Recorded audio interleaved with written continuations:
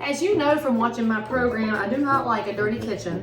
And the worst thing that can happen to me is dropping flour in the floor. The next ingredient, we will need 9 eggs. 9 eggs. To catch that, that's why you want to have chickens at your house. Because this will hold 5 dozen eggs. So, we're going to be able to take them here. So how y'all been? I hope you've been good, and if you're enjoying hanging out with me on my cooking channel here, no, this is not like TikTok. I don't get done in 2 minutes flat. I don't make super fancy things. I literally make for y'all what's in my kitchen that I feed my family. And if I talk too much for you, then this is probably not your channel, but this is my kitchen, my rules, and let's knock this down before I start calling people in my house to come lick the beater. That was always a giant treat in my house growing up, and it probably was in yours too.